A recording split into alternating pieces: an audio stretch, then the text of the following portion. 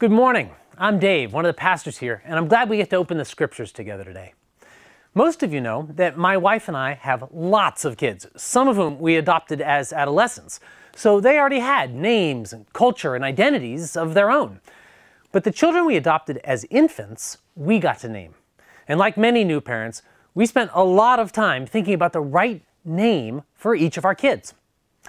The time before adopting Noah had been very turbulent for Michelle and me. And Noah was an unexpected gift from God, who, because of the circumstances surrounding that adoption, reminded us that God cares about us and is in control. We gave Noah that name because in Hebrew it means rest or comfort, which described both his easygoing personality and the comfort Michelle and I felt. He was the living, breathing, pooping reassurance of God's love for us. Originally, we named our first daughter Annabelle, after my grandmother. But on the flight home from Korea, where we had adopted her, it was immediately obvious that that name did not fit. Annabelle sounds so stately and genteel, but our daughter was a firecracker, exploding with energy and emotion, so we renamed her using the Greek word for life, not bios, which refers to physical life, but Zoe, which refers to vitality and zest, the fullness of life that Jesus came to give people who are already biologically alive. We chose the names of each of our children carefully, and they're deeply meaningful to us. Their names captured something of their personalities and our prayers for their futures. Most new parents do the same thing. The names they choose for their children tie them to their family, their history, their calling, and their faith. Some names seem to become destiny, like firefighter Les McBurney, Admiral Manly Power, Dr. Achoo, meat manager Brad Slaughter, Oakland A's pitcher Josh Outman, lawyer Sue Yu, and the famous British toilet maker Thomas Crapper. Sometimes the names we're called can shape our future. What does your name mean? I'm David, which comes from the Hebrew word beloved. And frankly, I find that a hard name to believe sometimes. Given all my mixed motives and dark thoughts and complicated emotions, given the ways that I've sinned, all the ways I've spurned God, all the ways I've disappointed people or hurt them, I don't feel very lovable a lot of the time. I struggle to believe that I deserve to be loved. It's hard to believe that I could be beloved, and yet that's my name. And God says it's who I really am, whether I believe it easily or not. Who are you? What's your name? You know, the truth is that most of us have been given a lot more names than just the one we received at birth.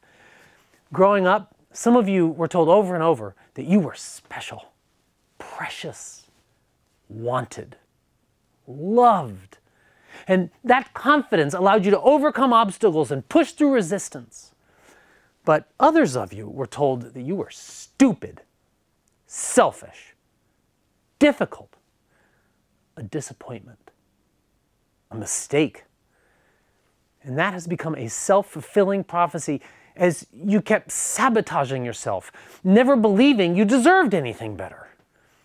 Sometimes the name on a birth certificate doesn't match the one written on our hearts. In addition to the names we may have received from our parents, the world is ready to give us its own names, defining us in its own terms, telling us what our real value is.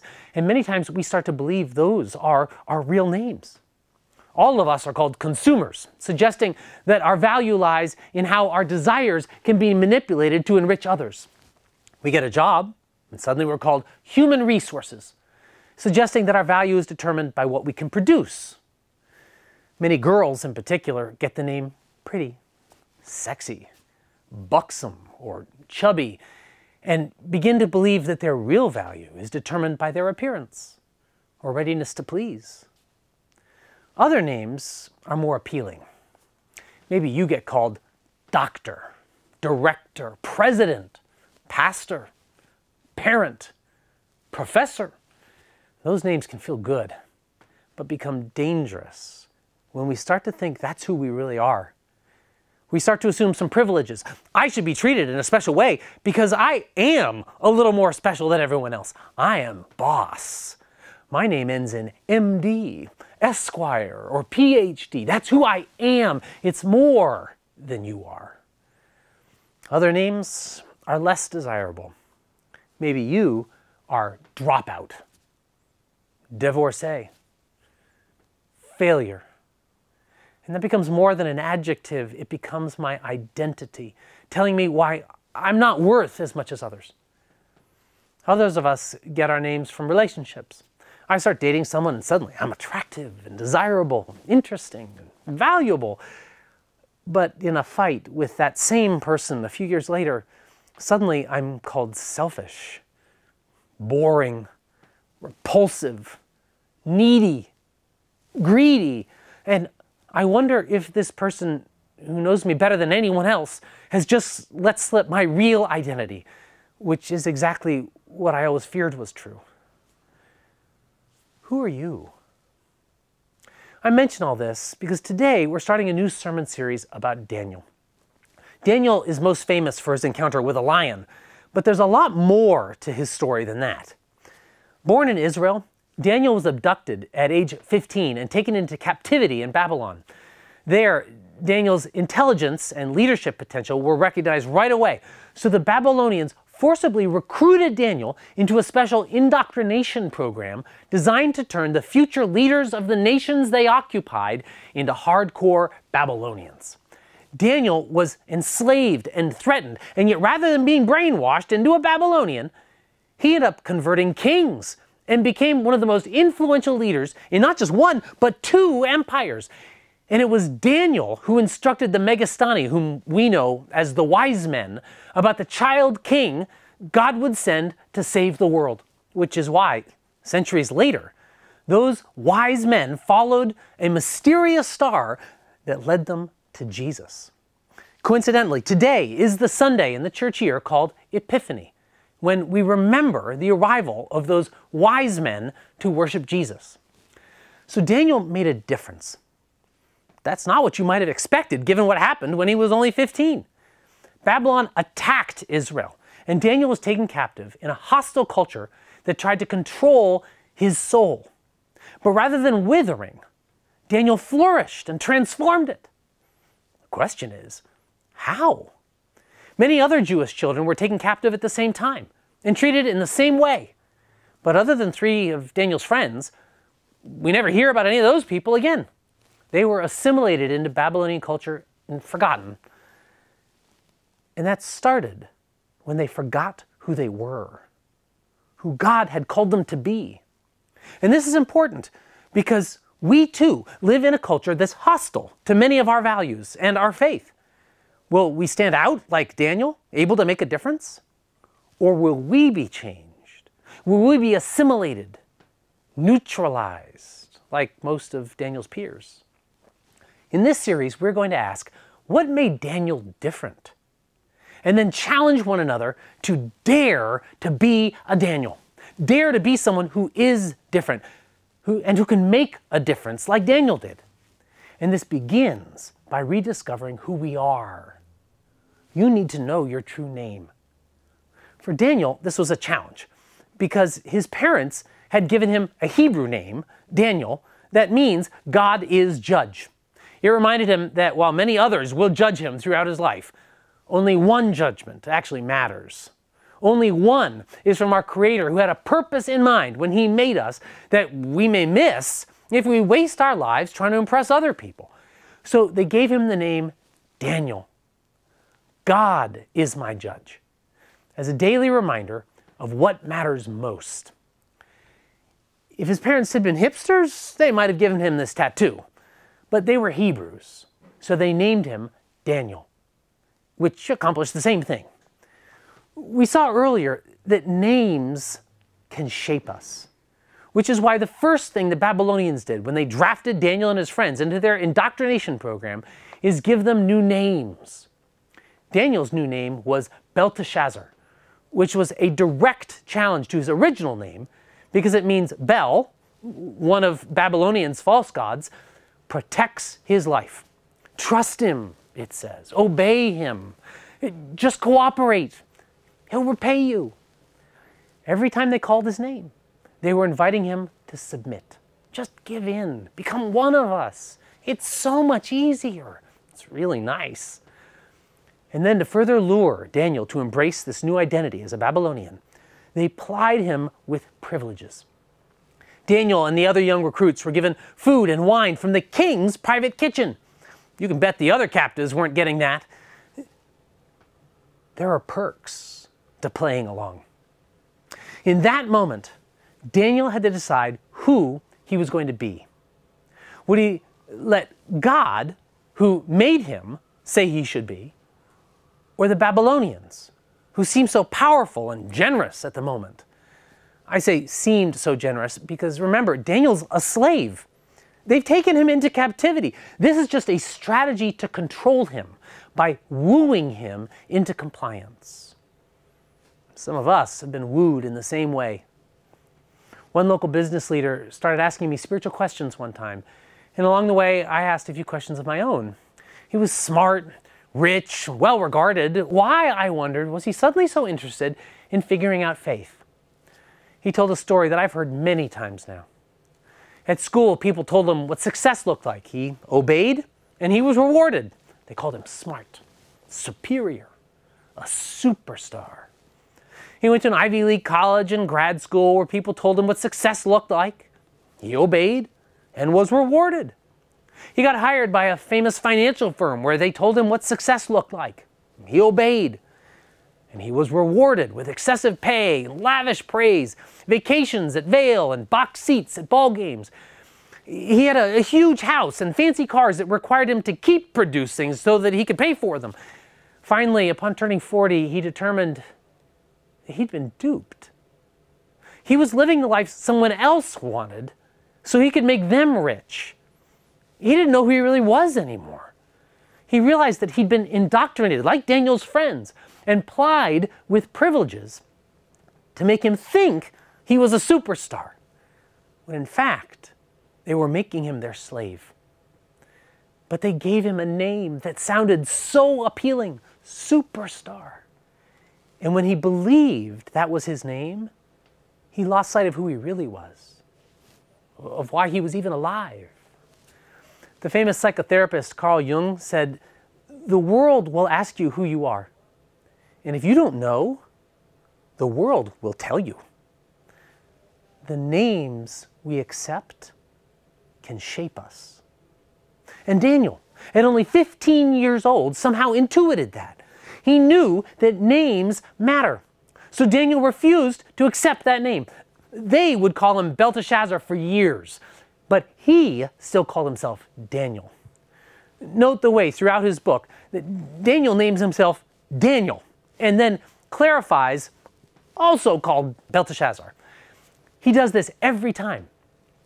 I know what they call me, and I know who I am. I'm Daniel, and I'm living to please God rather than impress people.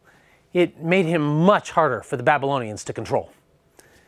At the same time, Daniel also declined many of the perks they offered him because he knew that would dull his resistance and slowly entice him to comply. They seemed pleasant enough, even enjoyable, but Daniel knew that it would slowly make him forget who he really was. Privilege can be intoxicating. Sometimes it's hard to resist once you get used to it. You know, sometimes Satan discourages us with pains, but I found that more often he distracts us with pleasures. It could be a big income, a big house, nice cars, fancy vacations. It could be security, comfort, affection, or sex. It could be prestige and admiration from strangers. At first, it feels like a gift. How could God be so generous with me? But slowly, over time, I start thinking, I deserve this. I earned this. I like this. I can't live without this. This is what life is all about. And that's how the lie begins. And they can be a lot more dangerous than they seem, just like the lies that Daniel faced. The truth is that Daniel faced a lot more lions in his life than just the ones in the lion's den. From the beginning, Daniel encountered lies that threatened to devour him. Lions, so to speak. So every week in this series, as we look at another lie Daniel faced, we're also going to examine a very similar lie in our own lives, and we'll ask, what's the lion behind that lie that makes it so dangerous? And as he was enticed with perks and privileges to give in, to forget who he really was, to just fit in with the Babylonians, go along to get along, be one of them, they'll make it very pleasant. From the very first days in Babylon, the lie that Daniel faced was, maybe I can serve God without sacrificing much. Maybe I can bless others while still indulging myself. This is the lie that makes health and wealth prosperity churches so popular in America. Huge crowds are eager to hear that Jesus wants us to have a fancy car, fancy clothes, a fancy house, because we're children of the King of the universe. So of course we should live like princes and princesses. Jesus can take care of the poor people in the world. He wants me to take care of myself. Like a lion, that lie will kill you if you aren't careful. This is the lie that showed up in the news recently when reporters asked a pastor to justify buying his wife a Lamborghini for Christmas. That Pastor Eugene, so generous. This is the lie that convinces me that I don't need to take a risk at work or school to stand up for what's right. The best way I can represent Jesus is just to have everybody think I'm really nice.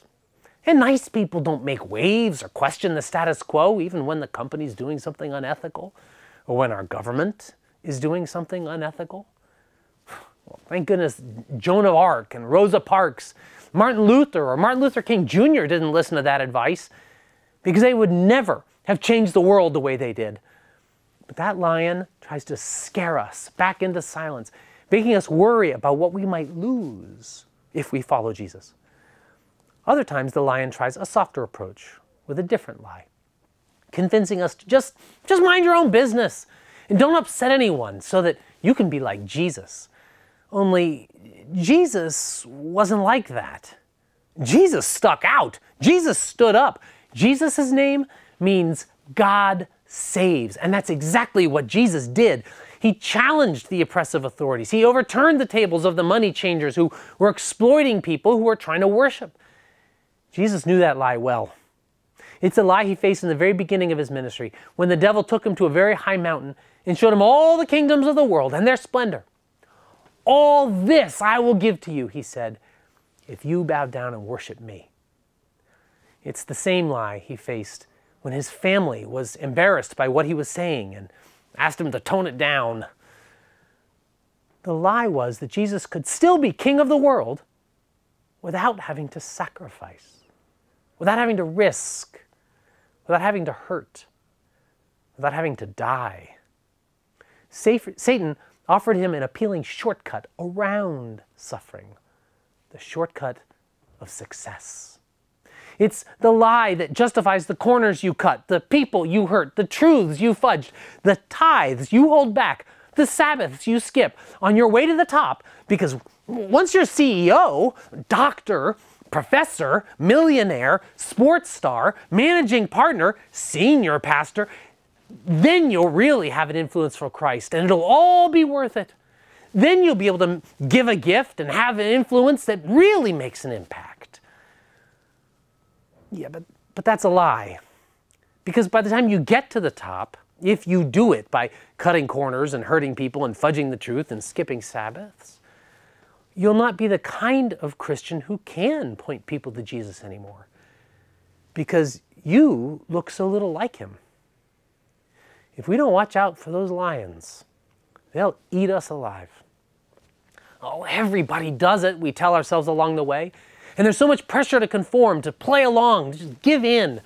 But having experienced threats and even punishments for refusing to just shut up and fit in, St. Paul exhorts us, do not conform to the pattern of this world, but be transformed by the renewing of your mind. That's what Daniel did. He recognized the privileges of Babylon as a hungry lion ready to devour him, and he fought back. But some of us have tried to live with the lies because they seem so appealing. I see this over and over as people graduate from school full of idealism and commitment to make a difference in the world. Satan must hate that. So Satan often neutralizes that threat by giving us success. How's that ski house? How's that spa day? How's that new car? How's that private school? Note that I don't think any of these things are evil, any more than wine and steak that Daniel was offered were evil. I like skiing, and I send some of my kids to private school. What I'm saying is that those things can be dangerous. If we're not careful, they can consume us by making us into consumers. The transition is so subtle that we hardly notice it until it's so late that we no longer care. Last week, I had to buy a new car, and I really wrestled with what to buy. I had the money to buy something new, maybe like a nice blue 2019 Honda Accord 2-liter Touring Edition. And as I thought about that, the lions started circling. Yes, I want to be very generous with the money we have, but Dave, you've worked so hard. You've earned it. You're the senior pastor. Why shouldn't you spend a little extra on yourself? Why shouldn't you buy something new? You deserve it. Now, I don't think there's anything wrong with new cars or Accords. I could justify why that's a prudent purchase. They're reliable and safe. But I knew that for me, the lies behind it were dangerous. Because those lies convinced me that it's more than a car. It's some kind of salvation. It'll offer me deliverance and change my life. I'll be a happier person. It'll give me a new identity. But the truth is that after a few months, it'll just be my car. It'll be dented and dirty like my last car, and I won't even notice it anymore. All those fantasies were just lies. But they're lies that make me a slave to my own desires, which will prevent me from being as generous to others or restrict my freedom to follow God because I have debts I need to pay. Some of you have become slaves without even noticing it. You've forgotten who you really are, what you really value, what God called you to do that made you so passionate years ago. I've seen the same thing Solomon described in Ecclesiastes. I've seen a grievous evil under the sun, wealth hoarded to the harm of its owners. Some of us are being harmed by the things we own because in truth, they own us. I'm not controlled by this stuff, people always tell me. If God called me to, I could give it up anytime, they insist, not realizing how much they sound like smokers or alcoholics. Some of us have forgotten who we are. Do you know who you are? I became a Christian shortly before leaving for college, so I was still trying to figure out who God really was and who I really was. So all 4 years, I kept 2 posters right above my bed that were the first things I'd see each morning and the last things I'd see each night. The first poster reminded me who God is by listing many of the ways God described himself in the Bible. I am Prince of Peace, mighty God, wonderful counselor, righteous judge, Savior, and on and on. Each of these came from the scriptures and expanded my imagination about who God is. But as amazing as those were, the far harder poster for me to believe was the other one, which reminded me who God said I am. Beloved, forgiven, friend of God, chosen, holy, empowered by God, and on it went. I read that over and over and over again as I started to learn who I really was. Because when I knew who I truly was, I wasn't as desperate to win approval from others or compromise my identity to please people or protect myself. Why should I be afraid? I'm a child of God. I'm beloved. David. It's who I was all along. Friends, do you know who you are? Have you looked to the world to tell you? Your parents? Your professors? Your supervisor at work? Or your friends at school? They may not be able to tell you your true name. They may want to give you names that will enslave you to them, like the Babylonians did. One of my heroes is Dave Upton, a high rocker who's an executive at a large national bank, but his highest commitments are to his family and church. So he'll be the hardest worker in the building until 5 p.m., but at 5:01, he'll be gone. He refuses to accept a company cell phone because then they can call him at night or on weekends for emergencies. He'll be back to tackle those when work starts again. He's regularly getting threatened that he's going to be passed over for the next promotion unless he conforms like everyone else. But those threats don't bother him because he's content with his job. And then, time and time again, they promote him anyway because they admire his exceptional integrity. Dave decided to be different. And God is using him to make a difference. How can you learn to be a Daniel or a Dave Upton? We'll only discover who we truly are when we learn it from the one who created us. Theologian John Calvin insisted that without knowledge of God, you cannot know yourself. Even the pagan philosopher Plato claimed that you cannot know yourself unless you know the one in whose image you were created. The ancient philosophers exhorted us to know thyself, but they never told us how to do that, because only God can tell you that. In the scriptures and through his Spirit, God will show you who you really are. He is the one who made you. And in the end, God is the only one who will judge you. Daniel, God is my judge. It started with that name, which was more than a nice sound.